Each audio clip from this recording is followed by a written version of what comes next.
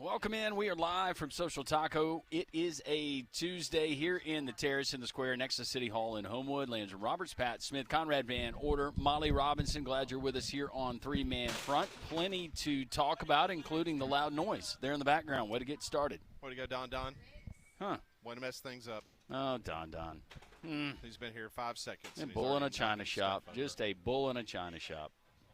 How's everyone doing this morning? We're doing fantastic on a overcast day. Should be a fun day here at Social Taco. Mike Griffith will be joining us momentarily, and then we will have an opportunity to catch up with the head football coach of the UAB Blazers, Alex Mortensen. Will join us a little bit later in the show, so it should be a fun afternoon here at Social Taco. Always is. You can check out the menu before you arrive. The doors officially open at 11 o'clock, but the mix and match combination tacos, the Mexican pizzas. You want to go salad, you can go salad as well, handhelds and all kinds of stuff. SocialTaco.bar for more information. We will start the show with a little bit of news coming out of Auburn basketball. Would you like to attempt to say his name, Conrad? Yes. I actually feel really confident that I can pronounce this correctly. Okay. So Auburn has signed a 7-footer from France. His name is Narcissi Ngoy. Okay. Very nice. Why'd you call him a sissy? Well, I haven't seen the film yet, Landrum. I'm just going off No, I of. just feel like that's a broad brush to be painting right now. He's from France, right? And He we're is- Americans here. He is from the French Elite 2 League, averaging 10.8 points per game, leads the league in rebounds per game, 11.5, blocks per game with 2.5, and efficiency per game, 21.2, while shooting 70% from the floor. So Auburn gets a 7-footer from France. I guess the 7'9" center from Florida was not in the He was in the portal yet. Yeah, but word is out of Florida is that he is leaving the Gators. So somebody will probably. This guy looks, just going by this guy's profile picture, he looks like he's a lot of fun to be around. He's like very a good happy to take teammate. that picture. I was about that's to for say, sure. yeah, he's got a nice smile. Every and, picture, he's smiling. Yeah, and so the team that he came from, they are just doing a quick Google search here, they would be the second tier of professional basketball over in France. So I guess maybe the G League equivalent if we were to put it into American basketball terms. He is not a thin, svelte 7-footer either. He looks like he's had some groceries and seen a weight room. Yeah, he's not a green bean or anything. No, he's got a he's So got that's some a hard definition. G on Ngoy. I'm assuming so. Okay. I didn't know if it was a soft G. like Noy? Noi? Enjoy. Or, Enjoy? Yeah. I just want my gut on this one. I feel really good about Narcissi, though, from my old literature classes. Narcissi? Yeah. That's a character in a Shakespeare story or something, right? Somewhere? Is it? I don't know. Sounds like it would be. I was reading American classics, like Huckleberry Finn. I was not reading all this foreign stuff like you do. Yeah. Touche. I'm more of an American lit guy. Oh, here we go. Not about Shakespeare. Oh, he's from Greek mythology. Mm. He's a hunter renowned for his extreme beauty. That's Narcissi. Whatever. There you go. He rejected all lovers, apparently. He was a man for himself. You take all your fake gods. I'm just telling you what it says. You weirdo. I'm just trying to enlighten our audience. All right, so what's the official pronunciation? What are we going with? I'm going with Narcissi Ngoy. Yeah, I agree Ngoy. with him. Yeah. I think that's it. Okay. That's a good one. Yep. Looks like a joy to coach. Yeah. So Auburn gets that 7-footer, and because he's from overseas, don't have to worry about the transfer portal yet. Well, the good news is the general manager that you just acquired, known for his international stuff, he's already delivered at least one Yeah, the guy from Louisville. 7-foot Yeah. European. That'll play in the SEC. I Yeah. think we all agree with that. Yeah. That'll buy you at least through your probationary period, I would think, for your employment. I would think so, yes. Huh. I wonder how many phone calls Nate Oates and company have made overseas. That's a good question. Hopefully a few. Better be a few. Joining us down the Higginbotham hotline from the AJC, DogNation.com. He kicks things off every Tuesday with us. One day he's actually going to be coming through Birmingham. We're going to buy him a taco or two here That's at gonna- Social Taco. That's That'll going be to a be lot of fun. incredible. Mike, I hope you're well on this Tuesday. Yeah, it's funny. I was these last couple of days. I was, reading different headlines. I thought I'd been punked. They said, because I'm thinking about the Georgia fans and how they think, and said Gus Malzahn on college football play. I said, wait a minute, is this a joke? Because I don't think Georgia fans are going to be real excited about this one. I don't think so. No. You don't think so? I don't think. I mean, no. I mean, didn't Gus say after the 2017 game they beat the dog crap out of Kirby, and then Oh, I think yeah. Kirby fired back with some. I mean, this was, this is a pretty the Deep South Soldiers rivalry, right?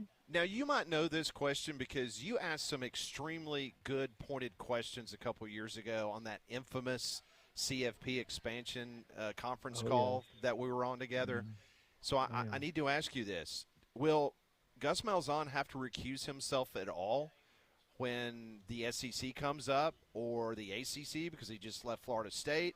How is that going to or work? the Big 12. Or is the fact that he is now, retired, that doesn't matter? Oh no, when the schools that he's associated with come up, but are we really worried about Auburn being in the conversation this year? I mean, let's give that coach a little time to put together an offensive line, right? And Florida State, I mean, maybe that's why they picked him. I mean, I don't know. I'm just kind of joking around there, but they do have some coaches on there that, they feel like has added some credibility. I think, Mark D'Antonio was a part of that last year. Some guys that, they can watch the game and they can tell. They can judge, and maybe I would guess that in those conversations, if you were, kind of looking at that 13-member committee as a jury, I think you would probably give credence to, what coaches like Gus Malzahn and Mark D'Antonio say about different teams. Now, what's always flummoxed me a bit, and I think one of the questions you're referring to, Pat, was, and I asked Ward Manuel. When you're ranking these teams and you put teams side by side, do you ever consider who would win if they played? And the answer was no. I'm thinking, then what is the eyeball test? If it's not a matter of saying which team is better if they actually play, I mean, it's almost like you're looking at the metrics more than you are the actual football teams, and that's the problem that I have, because it's not all relative. I mean, you take a look at the ESPN S&P 500, and we're going to have a story on this on AJC.com, and you can see that, based on the metrics that ESPN, it was a pretty scientific formula, that the SEC has more competitive depth. And remember last spring, Greg Sankey talked about this. He talked about how if you were to play the number 1 and 130 team, your schedule strength would be the same as if you played the 64 and 66 team. And what he was trying to say is, the elite level of competition in the SEC makes it harder to get through a schedule unscathed than a conference like the Big Ten that, may not have the same competitive depth, may have some more teams ranked outside the top 60, for example. So maybe instead of there being 1 or 2 SEC teams, although I don't know that Kentucky and Arkansas was that much of a walk in the park when I look at how Texas played those teams, pretty elite team, and what Arkansas did at home against A&M, only losing by 3. I mean, neither one of these teams are pushovers. I mean, neither one of these teams are Purdue, right? And so what's the relevance there? Well, the relevance is that you're playing more 4-quarter games, and so that leads to the potential for more attrition, and you're getting less time to put your backups in there. And then this year you add to it that you've gone to a 9th conference game. So in the case of Georgia, instead of a home game with Charlotte, and yes, there is a football team there, that's like ranked 138 out of 138, you're figuring, okay, you're going to get your second and third and fourth stringers in there in the third and fourth quarter and give these guys an opportunity to develop and coach up the bottom of your roster. Well, maybe now, you're playing a 4-quarter game in Fayetteville, where they're still within 10 or 13 points, with 10 minutes left in the fourth quarter, and you're not going to get those opportunities. Whereas in the Big Ten, there might be 2 or 3 games those teams really have to focus on, but outside of that, they're pulling the starters, and then they really don't play much of anybody outside of the Big Ten. In terms of their non-conference, they're pretty heavy with the Mid-American Conference, whereas you got Georgia Tech, Florida's got Florida State, South Carolina's got Clemson. So, the competitive balance of the SEC is something that we really have to look at when we consider our thoughts on expanding the playoffs from 12 to 16 or 24 teams. And I think that's why you're hearing more SEC coaches saying, yeah, we're in favor of 16 or 24 teams, knowing that you could be a 3-loss SEC team. And if you're Georgia, and, just play this out, I'm not saying Georgia's going to lose 3 games. It's certainly possible. They play at Alabama, they play at Ole Miss, and they play a Florida team that I think is going to be very dangerous. What if they lose all three of those games by 3 points? And Gus Malzahn sitting there as the deciding vote on the college football playoff selection committee between 12-1, 12-1 Troy State and a 10-3 Georgia. Where's he going with that?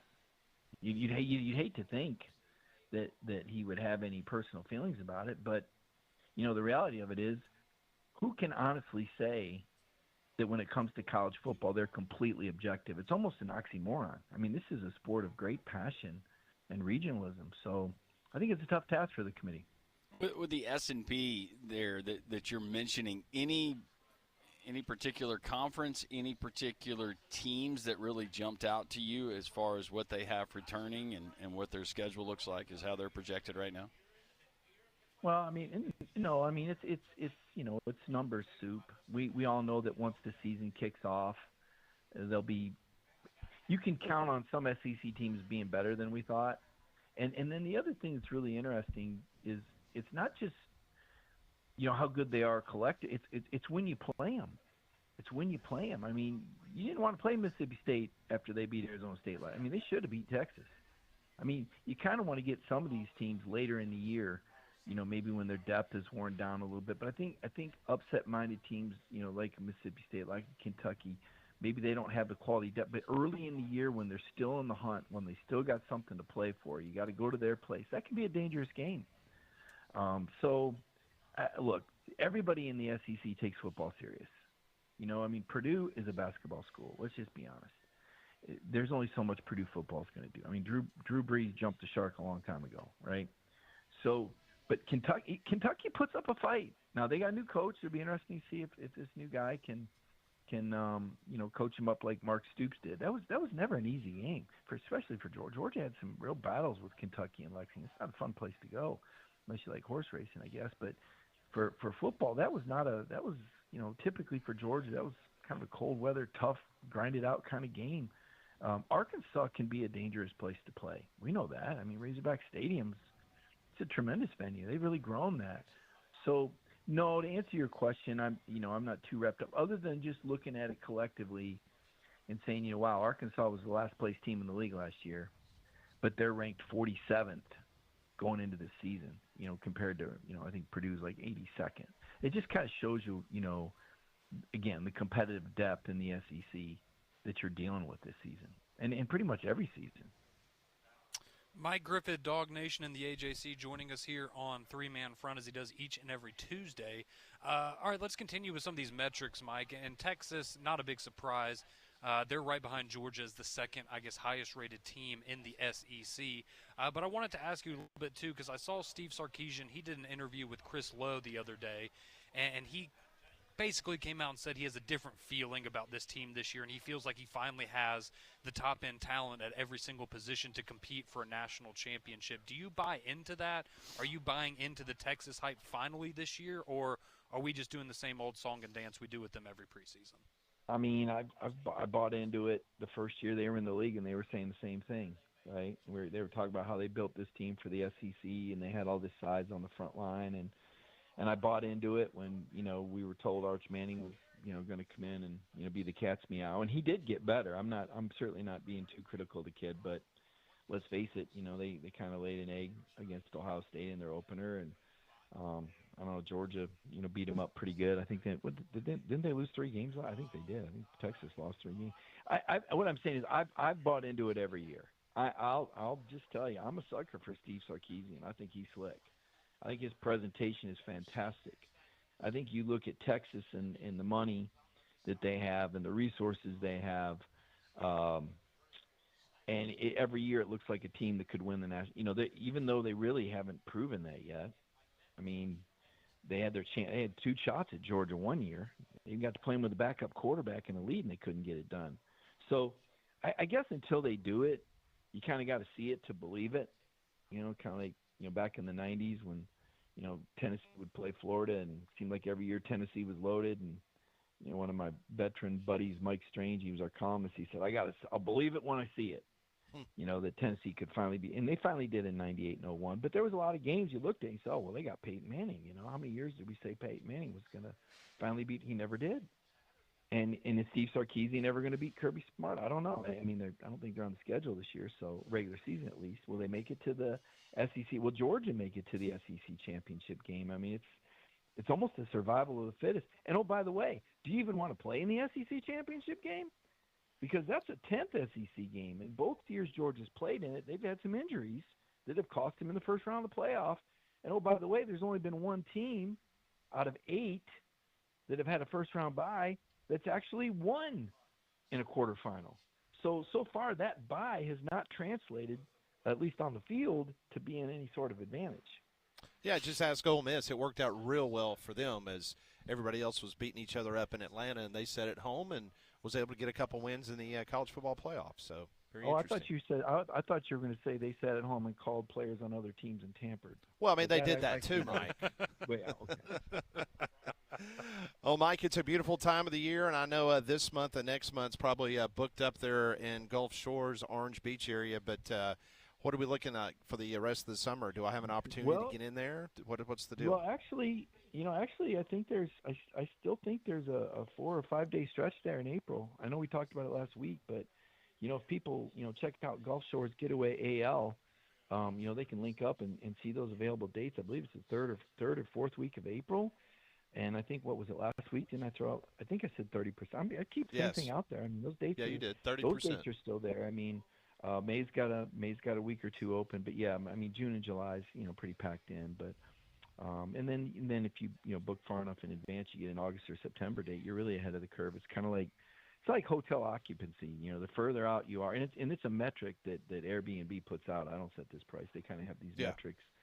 And the further out you book, the less expensive it is, like anything else. But what makes these April and May dates unique that we're talking about is typically, these are times that are pretty booked up. But can thread the needle here, and you might land a pretty good stay. Just check it out. It's no high pressure here, but obviously it's better to have occupancy, even if you're doing it at a big discounted rate. In my opinion, I hate thinking about a beach house sitting 60 yards from the, Gulf of America vacant when somebody could be filling it, at a bargain rate. Just kind of makes sense if somebody want to cash in. It is just a long pass away from Gunner Stockton to the water from your place. It's 60 yards. Do we think, could Gunner Stockton throw a ball from the doorstep into he might not could, but I guarantee you Stetson Bennett could.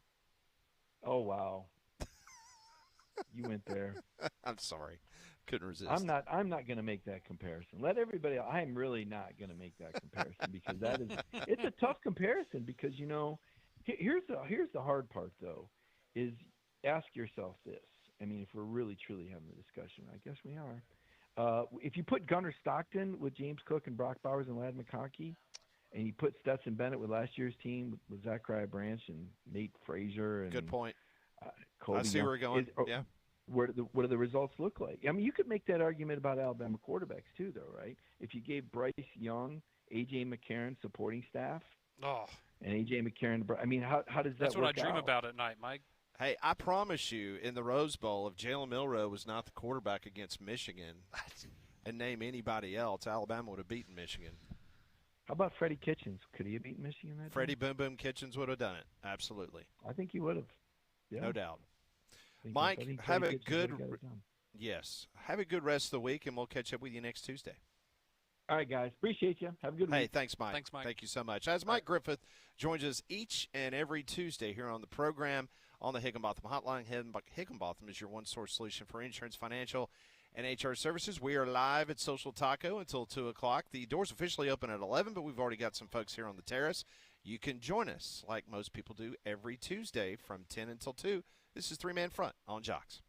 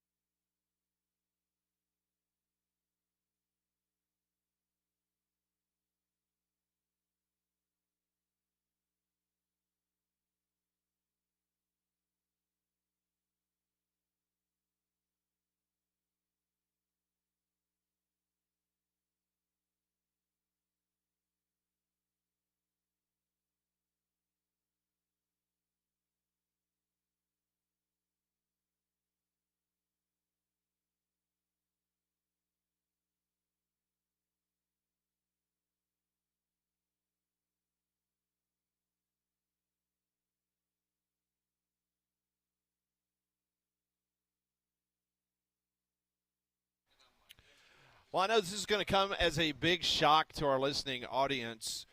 You know, when someone starts quoting Shakespeare and starts flaunting about his French and all this kind of stuff. We started the show, big story today, Landrum, as the Auburn Tigers grabbed a 7-footer from France. It's a very positive story for Stephen Pearl and Auburn basketball fans. Yeah, but and Conrad took the opposite direction. Well, how did you say his name again? Narcisse. No, you didn't. You said Narcissi. You called him a sissy. You said, Molly, did he not say, we can play the tape back, did he not say, the tape. I feel as confident about this as I have anything that I've ever said on this show? He in Crap, I fact did say did. that, didn't You did say that. Mm-hmm. You said Narcissi. That is not how you say his name. In Greek mythology, that's how you say it. But he's not Greek. He's not Greek. French. Yeah, well, what's the difference? So would you like to recant your statement? Yes. His name is Narcisse. Is the last name right? I got Yeah, that You right. did right? get that you one did get right. the right Okay, so we last get name 50%. right. So Narcisse Ngoy. Okay. I actually feel remember that. really confident that I can pronounce this correctly. Okay. So Auburn has signed a 7-footer from France. His name is Narcissi. How'd you get that so fast? Yeah. She's good. She's good at her job, unlike you, because you didn't even know how to say his name. I have Pat my and I ways, watched the Conrad. tape. We That- watched the tape during the break. That one came back. Of to bite me. Narcisse. Yeah. He looks like a rim protector. I felt so He looks confident. very athletic, very nimble for 7 feet. And Not I feel a- like not a he's still sissy. growing. Yeah. He's got room to grow. He's still- Yep. And he's got a great smile. You can tell by his growth plates. He's got plenty of room to grow. Okay. How old is this kid? That's what 50. I don't know. You 50. felt pretty confident in his name. Why don't you give us his age? He's 50. He's 21. Oh, he's 21. He's 21. He's got 2 years of eligibility. Yep. But they feel like they can file for a third. Go ahead and do that. Like Betty Yako. Yeah, Just- go ahead and do that. Lee County's got better judges than Tuscaloosa County. So, Yeah, you get him in front be of fine. Judge Walker, you'd be just fine. yeah, he'll be fine. I think Judge Walker's still on the bench down there. I don't know. All right, Molly, we'll let you save Conrad for a few minutes. He's turning all shades of red. He's embarrassed. Yeah, well, remember that flu season is still hanging around and pollen season is coming, so make your home healthier with Trane's Clean Effects Home Air Cleaner. It removes up to 99.9% of airborne particles that cause allergy and virus. It's 100 times more effective than standard air filters and 8 times more effective than HEPA room filters. So go and find a dealer near you at Trane.com. So we were just talking to Mike Griffith about the S&P. And if you're unfamiliar with this, Bill Connolly, he is a numbers analytics geek, and he takes a look at all of this returning production on offense, defense. He's got this formula. It's kind of like in the old days when you and I tried to figure out the FPI. Remember that, Landrum? Oh, my gosh. And every time we'd have Brad Edwards on the show from ESPN Analytics trying to explain it, it literally was like I was sitting in trigonometry class in high school. It was like, oh, my gosh. You made it to Trig. See, I didn't. You didn't make it to Trig? I never made it that far. No. Yeah. I capped out at pre-calculus. Yeah, Trig was No desire for that. it was bad. Basic math. Teach me how to balance a checkbook. Long division. Yeah. That's all you need. Multiplication. And now with this? Yeah. Yeah. When's the last time you used long division? Ooh. Probably been a minute. I Yeah. couldn't tell you the last time I No, used it was a couple of weeks ago. I did not have I was trying to compute my bowling average in my head. Couldn't find your But phone. yeah, it doesn't happen very often. No, it doesn't. So according to Bill Connolly's updated S&P Plus rankings, Ohio State is the number 1 team in college football, followed by Oregon, Notre Dame, Georgia, Indiana, Texas, Texas Tech, Miami, Texas A&M, LSU. That is your top 10 according to the S&P Plus rankings. He has Alabama next at 11, Oklahoma, USC, Michigan, Tennessee, Ole Miss at 16, Penn State, BYU, Florida, Mizzou. That's your top 20. I'm going down the list. He's got Auburn just outside the top 25 at number 26. Now, the interesting part to me, as I'm looking at this Alabama number, he's got Alabama as, what, the 32nd best offense? Oh, that wasn't the coming number back? that stood out to me. But, yes, he has them at the 32nd best offense, the 4th best defense, and the 109th best special teams. That's the one that stood out to But me. Lorcan is going to fix that. He is. Lorcan Quinn is going to save the kicking. The Irish kicker that's wearing number 90. You guys what have is put it? so much on this poor kid. What is Pat he? has. The build-up for this kid. Yeah. I mean, he's from my homeland. Feel like it's Tyler Harrell He's all going over. to do great.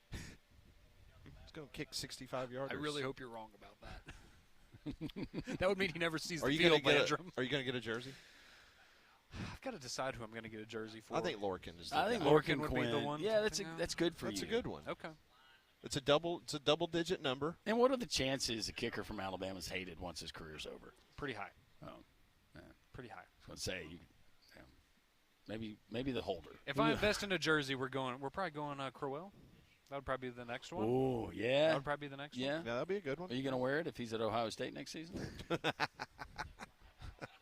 Thank you, Landrum. These are all real possibilities we need to discuss now. Yes, they are. A Before you failed make this kicker and purchase. Crowell at a different school Yes. next year. Yes. So what do you think Thank about you. these numbers, having the 32nd best offense returning numbers in college football, according to Bill Conley? I would think that has to do a lot with the lack of a running game, which maybe 32 is generous based on, I guess, the metrics that they use to compile this data. Because I think we all agree, right, the passing game is not going to be a big concern. We feel pretty good about whoever the quarterback is, that they're going to have a good supporting cast around them. But the question is the running game. So, I mean, I think 32nd is fair. But 4th on defense, sign me up for that. Do you see who's number 2 on defense? That would be the Fighting Lane Kiffins.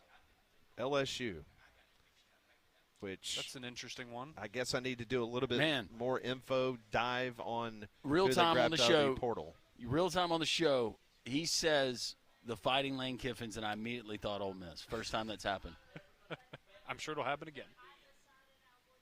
No, I'll scold myself when I get home. He says They're that the Fighting Pete Goldings. Auburn's got the 55th best returning offense in college football and the 18th best defense, according to his data. Hey, 51 on special teams. That's not too shabby. Is it this first column that we're looking at right here, as far as returning production? Well, that's just like the breakdown of offensive Yeah. rating, defensive, and special teams. See, it's tough for me to even, It's a lot of numbers. at its most basic level, try to read these things. It's a lot of numbers. It's just another ranking that we love to talk about in the offseason. Hey, I think Alabama at 11. To be fair, that's going to be higher than they are in probably a lot of preseason polls, I think you're right. just because of all the unknowns and all the question marks. We're gonna hear it again. I've already predicted it. In Tampa, it is going to be LSU, LSU, LSU, LSU. The same crap we heard last year in Atlanta. You think over Texas? Well, no, I still think Georgia and Texas will be the Okay, the but you're top saying two that'll be the conversation. hype of LSU will be the- that next team. Yes, because They that's what get it so was much last run. year. Oh, if I'm going out on a limb to win the SEC, it'll be LSU. That kind of Yeah. thing. Yeah. No, all you're right. You're all right. of our neighbors last year in Atlanta, all of them. LSU, LSU, LSU. J.D. Piquel, remember him? Mm-hmm. Yep. It was like every interview he conducted 5 feet away from us. And then he came on our show, said the same thing. Yeah. We had a lot of people. Matt Moscona came on the show. Went on and on. Well, yeah. I was convinced that LSU was going to be a lot better than they were. Yeah. I did. don't think any of us thought they were going to only win 7 games, but I mean, I think I had them 4th in my preseason poll Yeah, from same. the SEC. because I think many of us had Texas 1, Alabama 2, Georgia 3. We were right on Alabama, not so much Texas and Georgia. The boogeroo last year for me was Texas A&M. I think it was for everybody. Yeah. It was, are they finally going to do it? If we just had listened to the nice young lady, We did listen to her. That's why we picked them 10th. she didn't. Yeah, she see, I bought didn't- into she that. didn't know Yeah. that team from a hole in the wall. She knew as much as we did. They overachieved, Landrum. You would think when you ask someone from Tex Ags that they Well, would kind of know the product.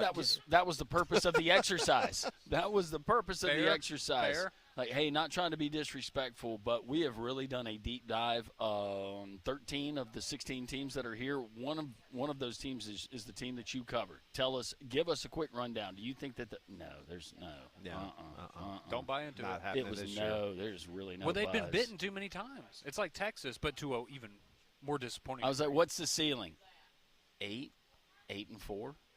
Okay. And remember, the reason we were asking her is because Texas A&M was on the final day, and there was nobody left Yeah. except Texas A&M media Yep. on the final day of media days because everybody had gone home. Yeah. And so we were like filling out our preseason picks, and we're about to get out of town here. We need to figure out what's going on with Texas A&M, and she just did not give us any help whatsoever. No, she didn't. which Is she still with the Texacs? I need to look. I think she is. Is she? Mm-hmm. She's probably a superstar now. She covers basketball. Bucky Maybe she Fire. gave the same prediction on the show. She's the good luck charm. So now she picks against Texas A&M every year. So now she's going to overcompensate though and be, oh yeah, they're number 3 this year, and then they're going to call. Well, I've already fall started back to thinking the about mean. that. How much has last year going to impact the way that people think about Texas A&M going into this year? I'm almost tempted to fade them. I do wonder, especially if, because the lasting memory is going to be scoring 3 points at home in a playoff game. I think that'll stick with some people. That'll give them some concern. You got a little bit of turnover on that staff, too. Yeah. Lost your offensive coordinator. He's now the head coach at Kansas State. We'll see. Marcel Reed's going to have to be a little better. He struggled at the end of the year.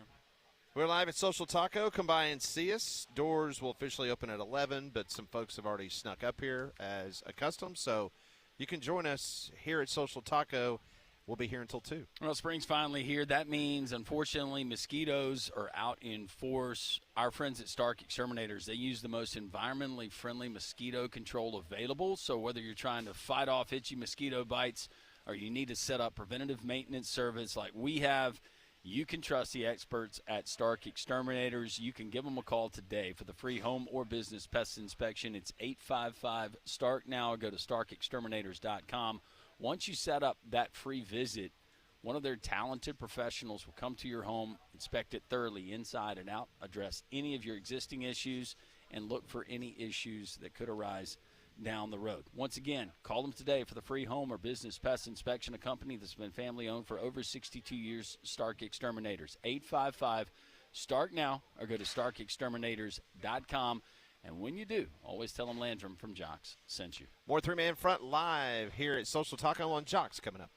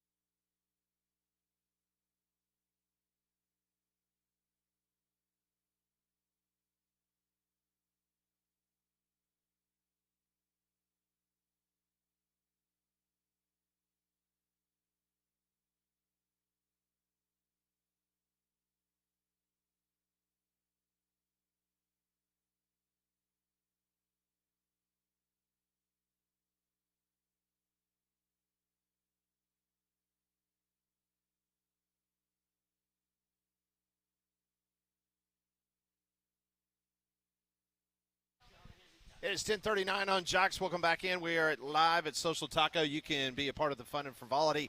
Coming up and see us. We're in the square in Homewood. Of course, the fantastic restaurants here. You got, obviously, Soho Social across the way. Soho Standard. And, of course, right here at Taco. Yeah, it's a great place for families, and Standard a great place for date night. And you can just check it all out there at socialtaco.bar for information. Here we got brunch on the weekends, 10 to 2:30. The bottomless tapas brunch on Saturdays and Sundays, so you can enjoy it. Now we got nice patio weather, the spring weather. It's perfect time for brunch. So get into Social Taco and come and join us. The doors are going to open 20 minutes from right now. We're next to City Hall. So last night the women's Final Four ticket was punched. It's the same old, just like last year. UConn, South Carolina, Texas, UCLA. These four teams started the season as the top four spots in the AP Top 25 poll. They retained their spots all season long. They were named number one seeds. They made it through their brackets, and they will be wonderful Phoenix, Arizona playing in the Final Four. This will be the 25th Final Four for UConn, the 7th Final Four for South Carolina, the 6th in a row. I was about to say 6 in a row. For South Carolina. Texas, it's their 5th appearance, and UCLA, their 2nd appearance. It feels like to me in women's college basketball, if there was ever relegation or having a super league, that would be the sport that we could probably do something in. Does it not to you guys? It does. And to show you how the women's tournament, and I think about this time every year, probably the majority of our listening audience starts paying attention to women's basketball, just being honest. Yeah, no, you're right. And this is only the third time in tournament history, 1984 and 2013, that all four number one seeds from the previous year made it back to the Final Four. So it's been a pretty wide open tournament. Yeah, wow, that's pretty cool. It's only the fifth time in history that all four number one seeds made the Final Four. 6 straight Final Fours for Dawn Staley. It's amazing. It's impressive. Did that program still lose money last year? The whole Yes. athletic. I saw a story about that yesterday, yes. Yeah. So the basketball. Not doing great financially, That's why I asked. I which saw the, is unfortunate. But Yeah. you saw that story too, yeah. That is unfortunate. And also unfortunate that you're going up against a team that's won 54 games in a row in the Final Four. And UConn, they're pretty good. Again, shocker. do you want to try to say their coach's last name? Ariema. Okay. I thought we might get something creative. I know. That. Okay. Just making sure. Who's not Is that one French? French? That was a heat check. Thank you. Just seeing if you still had it. Sometimes you just need to see one go in, you know? That's right. It's good to see Mary. She just got here a few moments ago. She's a big Braves fan. She came up, started talking to Landrum about the Braves. They shut out the A's last night 4-0. Bryce Elder, 6 scoreless innings. Braves erupted with 3 runs in the first inning. Mauricio Dubon, Mauricio. 3 RBIs. Matt Olson also had an RBI there in the first inning. The Athletics winless. Yaz came in, clutch time. Got a nice triple. You're playing the A's. Yeah, we are. They're 0-4. Oh, that's good. You need to, you should win those games. We were, if you remember, last year we were losing to teams like the A's early in the season. Was it 0-7? Is that the How start long y'all did had it last take the year? Braves to get 3 wins last year? Well, they started 0-7. Yeah. But you're all on the road last year, too. Yeah, it was. They were. We were. Our heart. Everybody. Aaron Savali on the bump tonight for the A's. Braves will send Jose Suarez. Suarez. There you go. Yep. You were talking about him the other day. You're a big fan of him. Oh, Or he's- optimistic He about kind of reminds me. His build kind of reminds me of Fernando Venezuela from back in the day. Do you have a Jose Suarez jersey yet? I do not. Okay. No, get you one. Suarez looks like he could play maybe Division II nose guard. He just stay real low, make sure that pad level stays low. I think he could be a gap plugger. Did y'all win last night? Or did y'all not play? We lost. Matt Speedus, 4-2. We lost in walk-off. Can't win them all, right? We lost as well. Man. Bad Oh. night for Yeah, three of us. Verlander lost last night, didn't he? Yeah, unfortunately. He did. Can't win them all, though. Yeah, Corbin Carroll had a big game for me. And saw where you had a rookie pitcher get a start against the Dodgers, Chavez Ravine, 6 scoreless. Yeah, Messick. That's really good. Yeah, I didn't start him. Very impressive. We decided not to start That's him. all he cares about. He talks about his lineup. I know, he every just day. cares He doesn't about- talk about anything else. Well, when he It's said just his Corbin lineup. Carroll, I was like, did the Braves trade Yeah, for Corbin and Carroll? on that note, Trent Grisham, he was hitless yesterday. He was Yeah, he's- terrible. Yeah, for all those that's keeping up with Landrum's fantasy team at home, Yeah. that gives you your update for the day. There it is. Next week at this time, we'll be all fired up because it's Masters Week. That's right. We're going to be fired up. Saw this morning that Jason Kelsey, he was on the TGL the other night and just rave reviews about his golf conversation that he had with everyone. So much so that ESPN is sending him into Augusta, and he is going to be live on the scene conducting interviews during the Masters Par 3 contest. Oh, very cool. Mm-hmm. Good for him. He will conduct interviews with players and their families. Man, he's done so well for himself after retiring from the Jason NFL. He's done Kelsey. a I great told job. you guys when they were doing the Olympic coverage, and he went to see how that they train for the bobsled and the whole bobsled routine. And everything. He was really, really good doing that stuff. So I think that's a great ad. No, he does a great job. This is kind of a random question. I know Roy's been having some back problems? Mhm. Is he good to go? TBD. Yeah, I feel like he's going to go. I mean, These I would guys- think he would try to for go. this but particular tournament. Guys go you got to probably past the threshold that they normally stop Tiger at. will not be there, by the way. You don't I say. assumed that he would not be. He's asking the Aiden Holloway judge if he can travel. The story this morning, he says that he was looking down at his phone. That's what happened. I saw another story that they found something in his pockets when they arrested him, and that was not a good look for him. Well, he said he was looking down at his phone, though, Conrad. That's And what caused the and he problem. was changing the radio because he had to tune to Jocks 94.5. What did they find in his pocket? Be creative. Tablets, Oh, not the iPad variety. yeah, tablets. Yeah. Are these things that you could get with a prescription? Yeah, I would think you're typically supposed to have a prescription to get them. Okay. Do you believe that he doesn't have a prescription for them? No, I do. I'm just saying Oh. some people don't have prescriptions. and Oh, still I get got you. them. But yes, I would think that he would be prescribed those. I think we all assumed that maybe it was a painkiller that caused this. Mhm. Hope he gets it figured out. It's bad. So do I. Bad news, and it ends in a bad way for most. And I realize he's got chronic pain. I don't know. No, and I understand that too, but just don't drive. Supposedly, he doesn't want to have a driver because he's worried about his privacy. Yeah, see, that just tells me that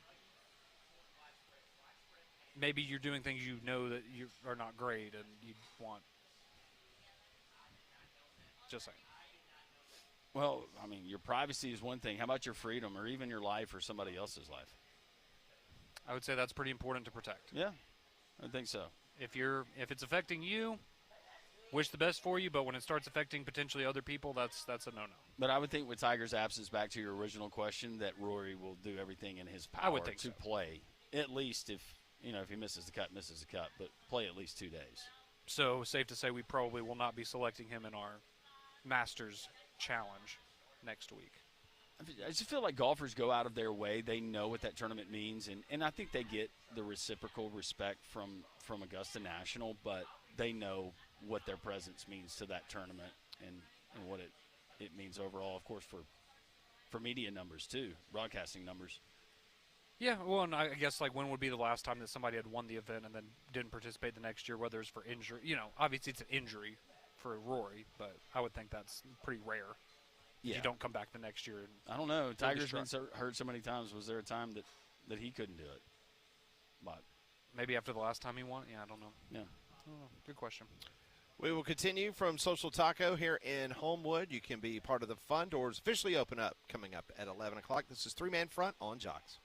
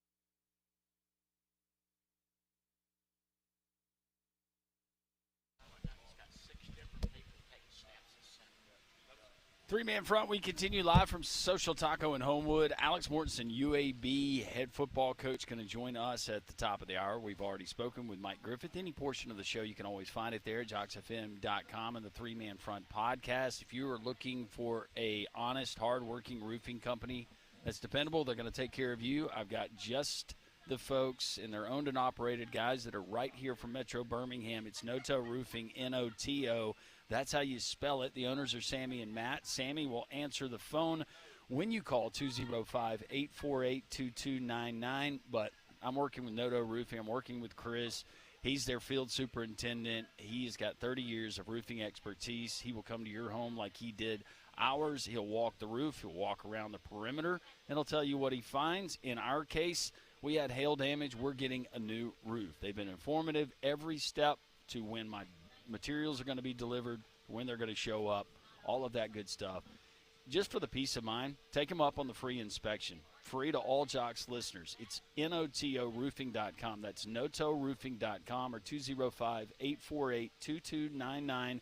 And when you talk to Sammy here in the next few minutes, when he answers the phone, tell him Landrum from Jocks sent you.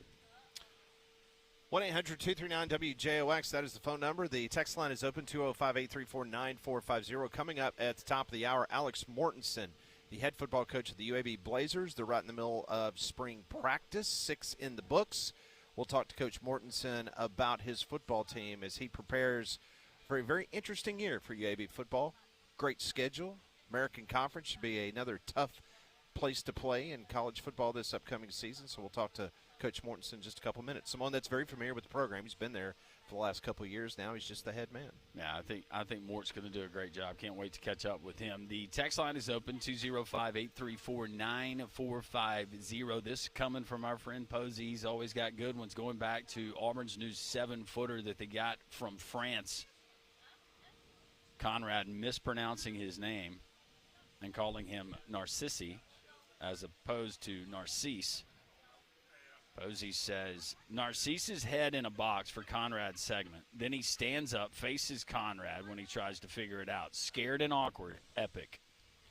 Honestly, I would take that over the hissing cockroaches. What if he hisses at you?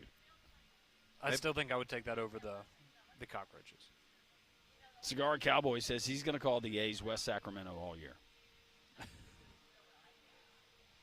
I don't even know what to call him at this point. Don't judge Tiger Woods. A bag of dope is cheaper than gas. And gas, which gas are we talking about here? This is going back to what they allegedly found in his pocket. Yeah, I don't know what the going rate for that is. But sure, yeah, I don't know. You'd have to ask. Hey, somebody asking if we have any upcoming challenges for Conrad. Well, we've got Conrad's Curiosity Crate. That will certainly be that'll be a mental challenge for me. That will be, and maybe physical. Conrad, get your head out of your Alabama arse. What did I say? You called him sissy. Oh, sorry. And then Howie says Conrad would have said his name correct if he was going to Alabama. I think we all agree on that. Dang straight. Y'all know me so well. And then one, UConn versus Duke is the reason we all love sports. Quite the finish. That will be in the montage from years to come. Absolutely incredible. Alex Mortensen, UAB, next on Three Man Front.